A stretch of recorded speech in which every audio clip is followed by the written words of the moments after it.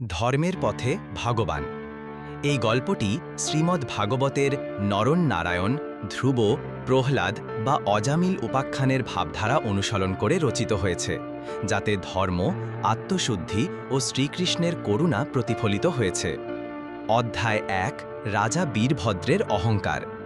অবন্তী রাজ্যের রাজা ছিলেন বীরভদ্র। তিনি ছিলেন বলশালী, বিচক্ষণ এবং প্রজাদের প্রিয়। রাজ্য তার প্রতাপ ও ন্যায়ের জন্য প্রসিদ্ধ ছিল। কিন্তু সময়ের সাথে সাথে বীরভদ্র নিজেকে ভগবানের সমান ভাবতে শুরু করলেন। রাজপ্রাসাদে তিনি বিশাল মন্দির নির্মাণ করলেন, কিন্তু সেখানে নিজস্ব মূর্তি স্থাপন করে পূজা চালু করলেন। রাজপুরোহিত বারংবার নিষেধ করলেও রাজা বলতেন, আমি যা অর্জন করেছি তা আমার পরাক্রমে, ভগবানকে ভয় করার কিছু নেই, আমি ভাগ্যনিয়ন্তা। এক রহস্যময় সাধু। একদিন এক বৃষ্টি ভেজা সন্ধ্যায় রাজপ্রাসাদের দরবারে এক বয়স্ক, বিবর্ণ কিন্তু দীপ্তময় চেহারার সাধু প্রবেশ করেন। তিনি কোনো ভিক্ষা চাননি, কেবল বললেন, রাজন, অহংকারে পতন অনিবার্য। জীবনের পরিণাম বোঝার আগে ধর্ম বুঝুন। রাজা বিরক্ত হয়ে বললেন, তুমি কে যে আমায় ধর্ম শেখাবে? আমি নিজেই ধর্ম। সাধুটি হেসে বললেন, তুমি হয়তো ভুলে গেছো, অহংকার ভগবান শ্রীকৃষ্ণ কখনো সহ্য করেন না। তোমার অন্তরে আজ অধর্ম বাসা বেঁধেছে, সতর্ক হও।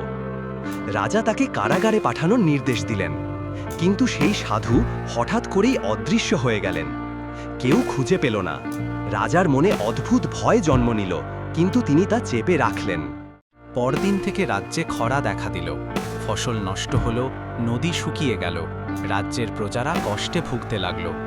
রাজা নানা চেষ্টা করলেন, যজ্ঞ করালেন, বৈদ্যদের ডেকে আনলেন, কিন্তু কোনো কিছুতেই কাজ হলো না। এক রাতে রাজার স্বপ্নে শ্রীকৃষ্ণ এলেন। সুন্দর রূপে, কমল নয়নে, পীতাম্বর পরিহিত সেই ভগবান বললেন, হে রাজা, তুমি কৃপণতা করেছ ঈশ্বরের প্রতি। তুমি নিজেকে ঈশ্বর ভেবে বসেছ। যারা নিজেকে প্রভু ভাবে তারা আসলে নিজেদের ধ্বংস ডেকে আনে। এখনো সময় আছে, নিজেকে বুঝো, অহংকার ত্যাগ করো আর প্রজার সেবা করো। ঘুম ভেঙে রাজা কাঁদতে লাগলেন। মনে হলো, এই তো আমি ভুল পথে হেঁটে এসেছি। পরদিন রাজা সভা ডেকে ঘোষণা করলেন, আমি ঈশ্বর নই, আমি একজন ক্ষণজীবী মানুষ মাত্র। আমি ভুল করেছি। আজ থেকে আমার জীবনের একমাত্র উদ্দেশ্য হবে ভগবানের সেবা ও প্রজার মঙ্গল। তিনি নিজের মূর্তি মন্দির থেকে সরিয়ে সেখানে শ্রীকৃষ্ণের মূর্তি স্থাপন করালেন। প্রতিদিন ভগবদ্ গীতা পাঠ শুরু হলো। রাজা নিজে উপবাস রেখে গরিবদের অন্ন দান করলেন। কয়েক সপ্তাহের মধ্যে আশ্চর্যভাবে বৃষ্টি নামল, নদী জলে ভরে উঠল, ফসল ফলল, রাজ্য আবার আনন্দে ভরে উঠল। প্রজারা বলল, ভগবান আবার আমাদের আশীর্বাদ করেছেন। রাত্রে একদিন সেই সাধু আবার এলো। রাজা এবার সশ্রদ্ধে তাকে প্রণাম করলেন। সাধু বললেন, রাজন, তোমার অহংকার ভেঙেছে, এখন তুমি প্রকৃত ভক্ত। মনে রেখো, ভগবান শ্রীকৃষ্ণ কখনো ভক্তকে ছেড়ে যান না, কিন্তু অহংকারীদের শিক্ষা দিতেই তিনি অবতার গ্রহণ করেন। রাজা কাঁদলেন, বললেন, আমি আর কখনো ভগবানকে ভুলে যাব না। বছর কেটে গেল। রাজা বীরভদ্র একদিন বৃদ্ধ বয়সে সভায় দাঁড়িয়ে বললেন, হে প্রজাগণ, জীবনে যদি কিছু শেখার থাকে তবে তা হল ভগবানের প্রতি বিনয় ও ভক্তি। আমরা যতই বড় হই না কেন, আমরা ভগবানেরই সৃষ্ট প্রাণী মাত্র।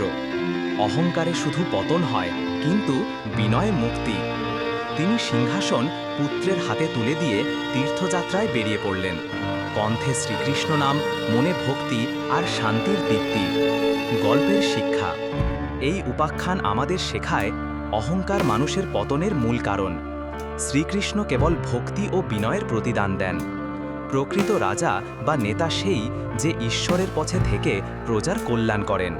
ঈশ্বর সর্বদা পরীক্ষা নেন, কিন্তু তিনি ভক্তকে কখনো ত্যাগ করেন না।